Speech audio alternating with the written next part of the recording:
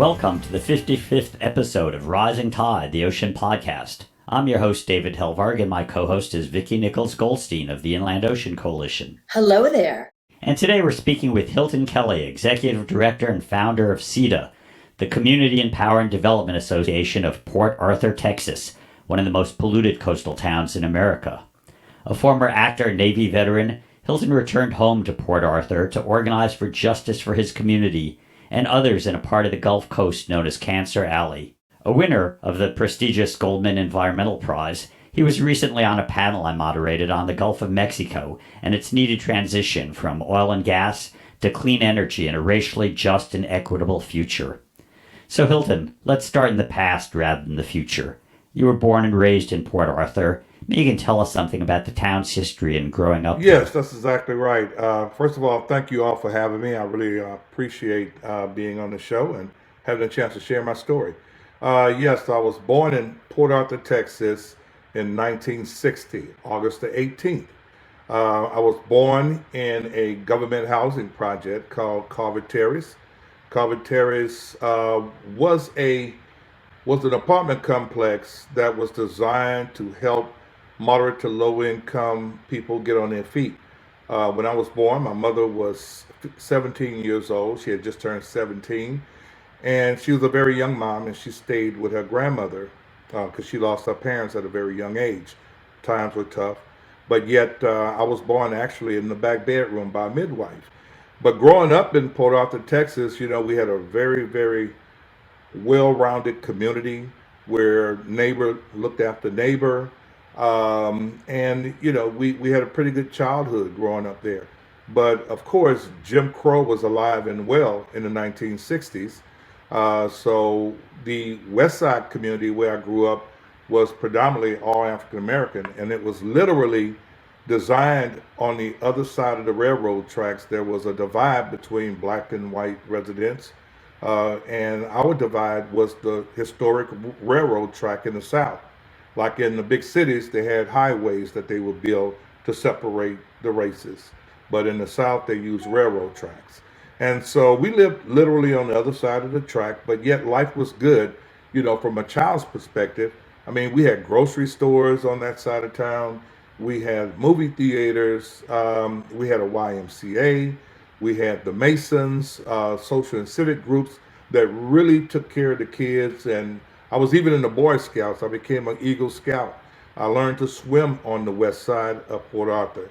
And so we really didn't have to go on the other side of the track for anything, really, from a child's perspective. Periodically, we would go downtown, and that's when different ethnicities could mix and whatnot. But then there was a certain time frame where you had to be back in your community. That's how controlled it was and marginalized. But nonetheless, we had a pretty good time on the west side. I graduated from Lincoln High School. Lincoln High School was in the West Side community as well. I graduated from high school in 1978. But while I was in high school, I fell in love with theater. I fell in love with drama. And I finally got into the theater class. And for my 11th grade year, so 11th and 12th grade, we ended up going to state. I was in a play called The First Breeze of Summer, where I won All-Star Cast and Honorable Mention. And so my drama teacher encouraged me he said, Hilton, you really have a gift, and I would encourage you, if you ever make it to California, you really want to pursue a career in acting. And that really gave me a dream because initially I didn't really have any idea as to what I wanted to do when graduating from high school. But I did make it to California by way of the Navy. I joined the Navy when I was 19 years old. And actually, I had three options. I had an option to be stationed in New Orleans or Great Lakes up in Illinois or Alameda, Naval Air Station in Alameda, California. Bam, that was my ticket. So when I got out of the service in 1984, I decided to start a business, and it was called Kelly's Home Maintenance and Repair Service.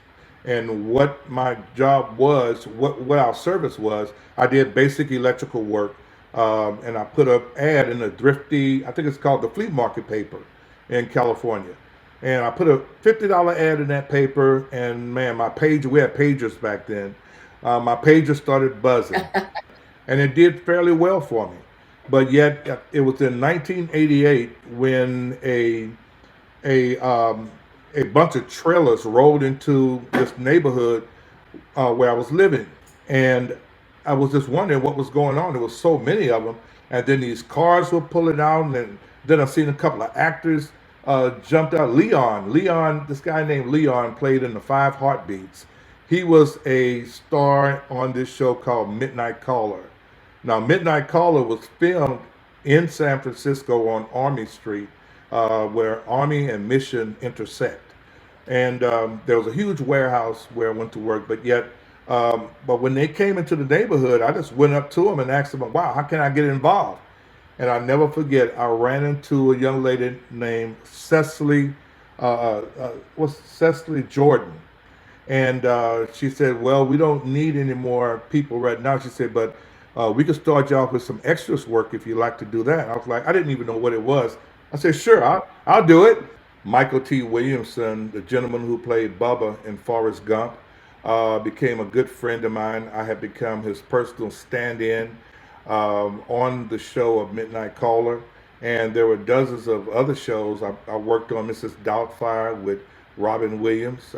They filmed all over Oakland, California, and then there was another show with Whoopi Goldberg and what Ted Danson, Made in America, I believe it was.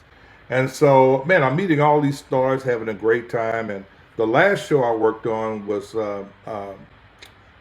Nash Bridges with Don Johnson and Cheech Marin.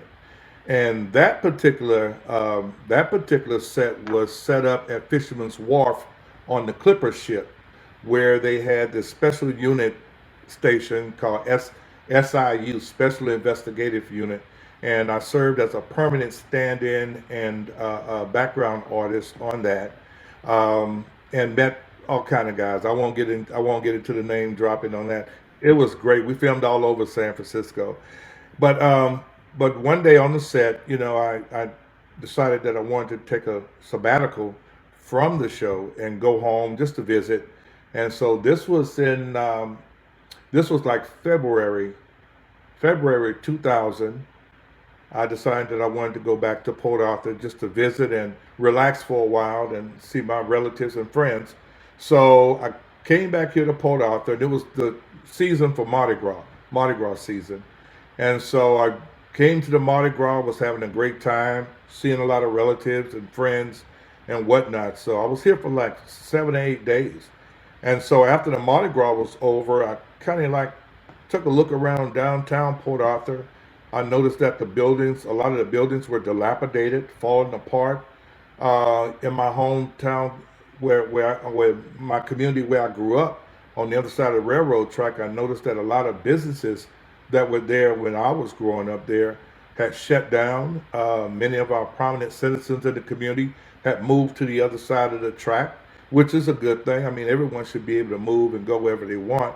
But now that they have the fair housing laws in practice, now African Americans were able to move wherever they want. So it kind of depleted our community of many of our business people, actually. So I'm not saying that segregation was a good thing, but I'm saying it had its perks when it came to keeping a whole vital community together. But it really sort of busted it up.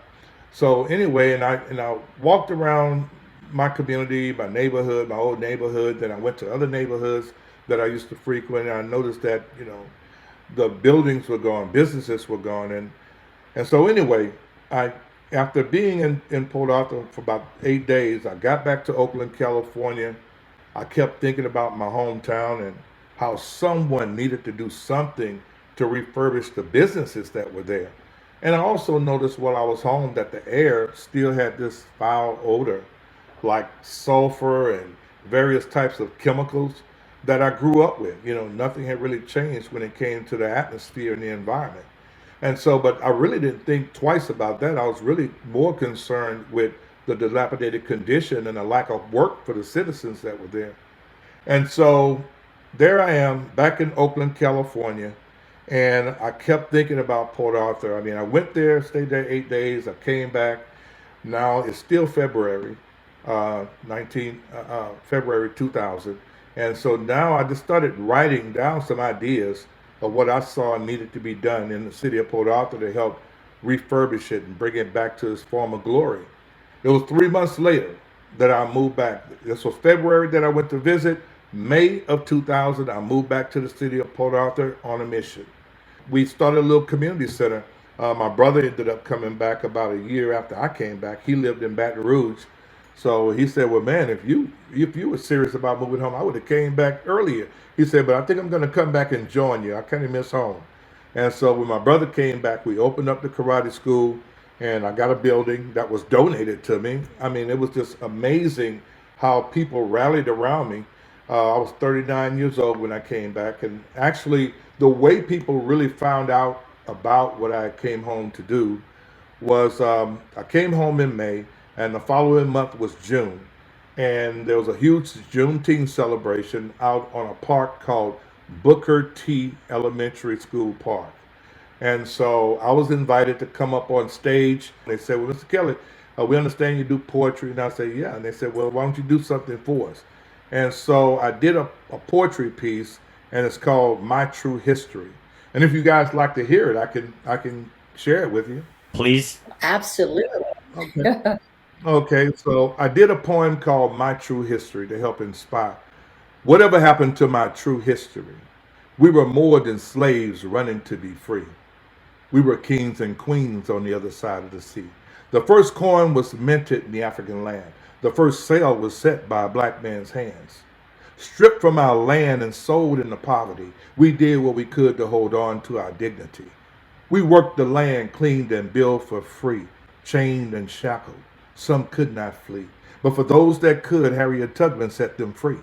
We learned the language and lost our own, but to our heritage and culture, we still hold on. You see, Louis H. Latimer, now he was all right. Without this man, Thomas Edison had a fight. He helped put the carbon filament into the light.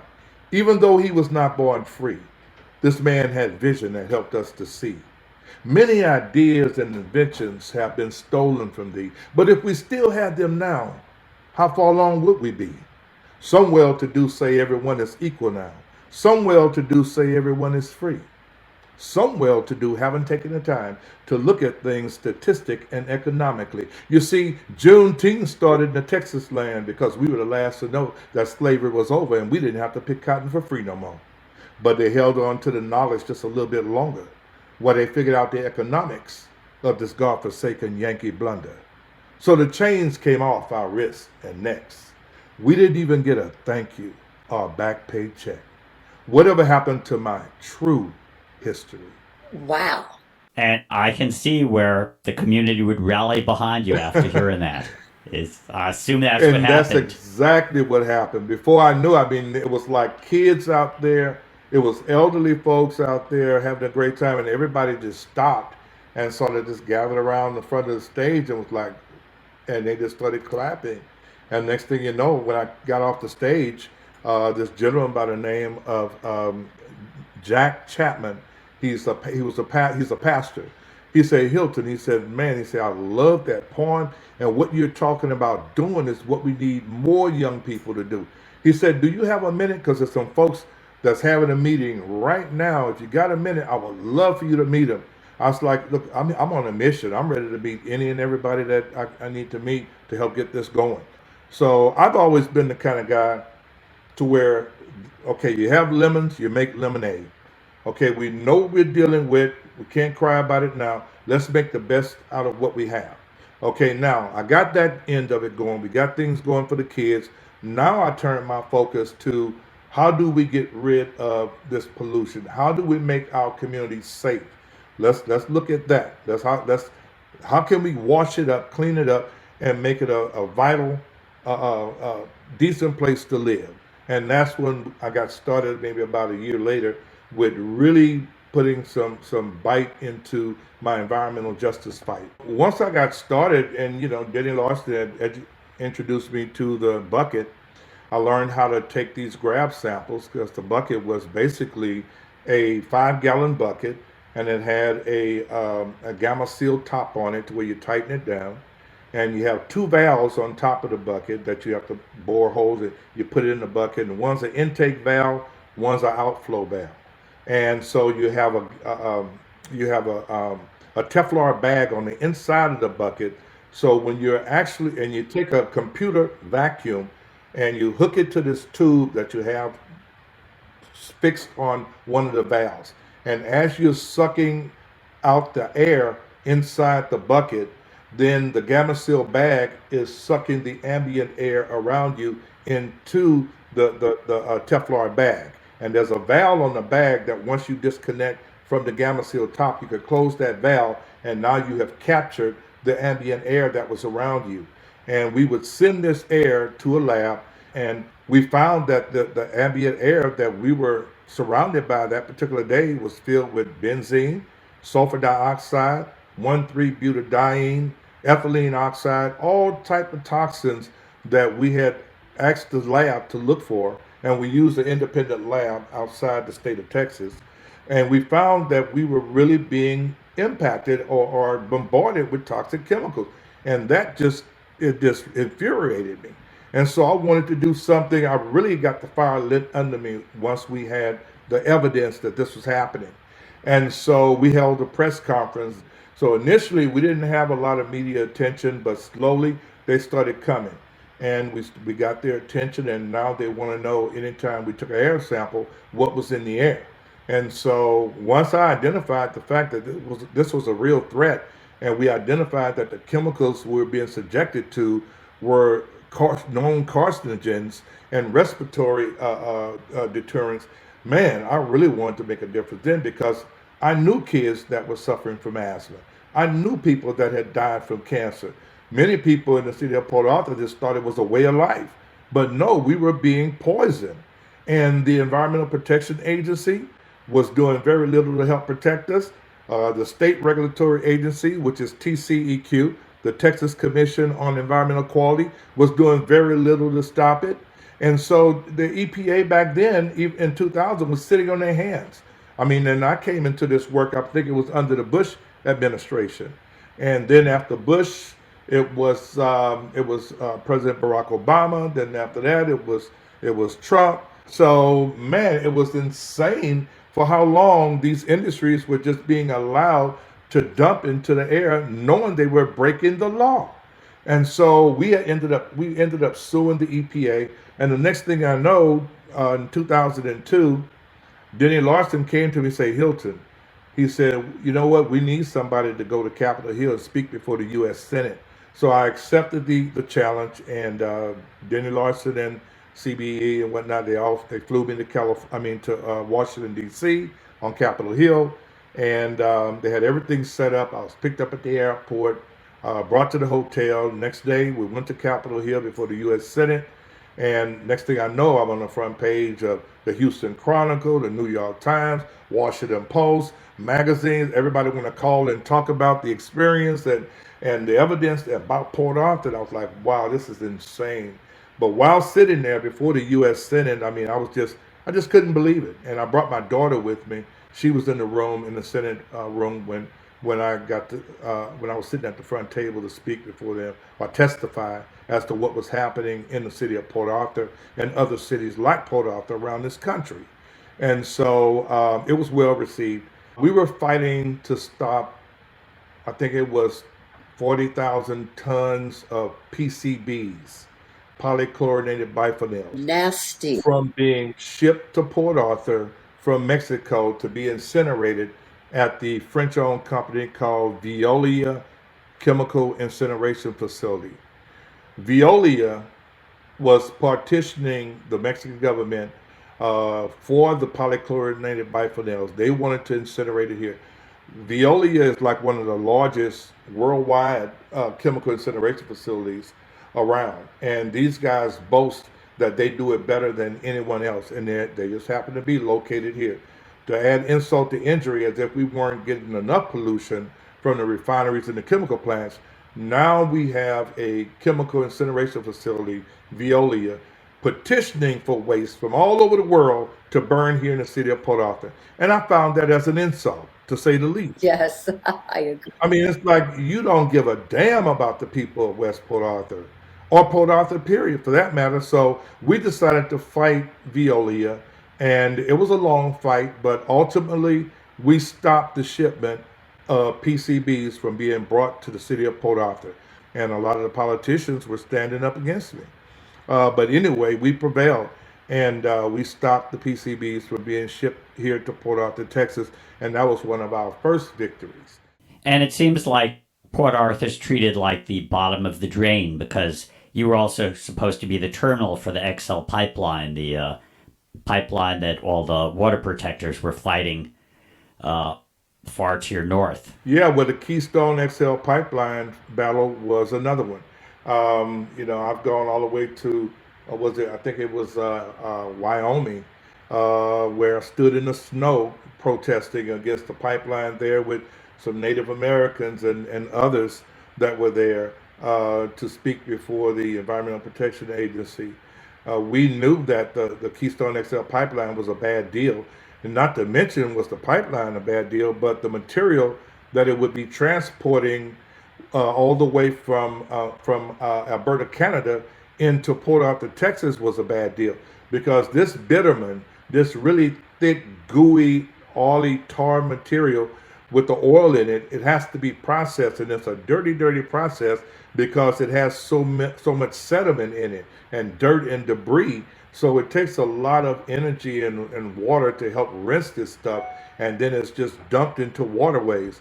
But the pipelines was going to go under aquifers, over aquifers, and as we know, sometimes the earth shifts and pipes break, things happen. Not to mention, it was also interfering with the migrations of caribou from across Canada. It was just a bad deal all the way around, but yet industry was going to do it. They were adamant about it, and so we fought tooth and nail to get the Keystone XL pipeline stopped. And this was like what, maybe a 4-year fight, easy. And under the Biden administration, it just got killed. So it's not dead yet, though. But still, I think they ship in a lot of this material by rail, even though the pipeline was killed. But the process still goes on. But yeah, we were happy that we were able to stop it. It was a victory for us. It helped to save some of our forests. It helped to save some of our waterways. As we know, water is going to be the next big commodity that we're going to be warring over if we don't watch it. There's been flooding in Port Arthur, in Lake Charles, all along the coast. And we talked last week about transitioning the Gulf.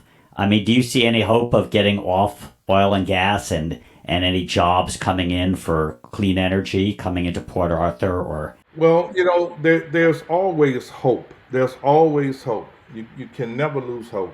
It takes a team to do this work, and I'm just that front guy, but yet I am that guy that's on the front line. But yet I have a great team that's behind the scene that kind of keep me going, keep me floating, and keep me moving in the right direction with the right information. So I want to give kudos to them for all those years of support. But yet, when we talk about offshore drilling, as we all know, the BP oil spill took place a few years ago, what it did to the waters in Florida, what it did to the Gulf. This has been happening for years. I remember back in 1968, 69, my mother took us to a beach here in the Port Arthur area called McFadden Beach. It's on I-82, and I-82 goes all the way from Port Arthur and Sabine Pass right into Galveston. So you go right along the Gulf. And I remember going to the beach one day and I'm running, having fun in the sand. And all of a sudden I stepped into this soft patch of sand and my foot just sunk all the way down to all the way up to my knee. And when I pulled my leg out of the sand, this gooey mess was all on my leg. My mother, it took her about 4 or 5 days to get all this tar off of my leg. Come to find out that all along that beach, it was littered with these huge tar balls, and it was a spill that had taken place, and yet nobody did anything about it. I mean, the beaches are still littered with tar that's been there for years. So fast forward, now it's illegal. Now we're doing stuff to stop it. But yet the BP oil spill, it really desecrated the lives of fishermen, oystermen that make a living on those waterways. Their lives will never be the same again. And so when I think about these kind of things, this is why I fight It's not just for the citizens that live on the fence line, but it's also for the wildlife. It's also for people way of life when it comes to living from the ocean. You know, the fish were contaminated. Thousands of fish were killed. Oyster beds were destroyed. And so, how do you pay a community back for that? The indigenous people were impacted heavily in the New Orleans area, but yet, our fight basically is about cleaner energy, safe energy, and a safe product. But yet, when you have industries that just bellow out toxic chemicals and toxic material and dumping it into the water, be it an accident or what, you're killing the life, the culture, the lifestyle of thousands of folks. And something has to change. And I'm very passionate about being a part of that change. And we're glad you're doing it. Thank you. Hilton, thank you so much for being with us today on the Rising Tide Ocean podcast. We're delighted with your successes, and there's a lot of work to be done. So we're glad that you are out there in the forefront, and know that we, through our organizations, really appreciate it, and I'm sure our listeners do too. Well, thank you. I appreciate that sentiment, and thank you all for having me on the show. Rising Tide is a production of Blue Frontier, co-hosted by David Helberg and myself, Vicki Nichols-Goldstein, with support from Natasha Benjamin and Ellie Curlow. Rising Tide's editing services and additional technical support is provided by Studio Cape May. The theme song is written and performed by Ethan Kenbarg. You can find Rising Tide, the Ocean Podcast, at www.bluefront.org or download it from Apple, Google, Spotify, or wherever you get your favorite podcasts. Off in the salty ocean, off where the waves roll free, the sparkling water rises, then crashes to the sea. Out amongst the breakers, you'll have no need to fear. It's true, it's the blue frontier.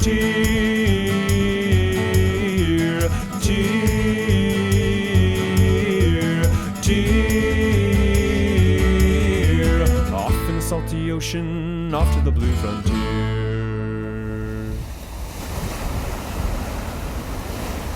Sparky, come here, buddy. Sparky! There you are. Good boy, Sparky.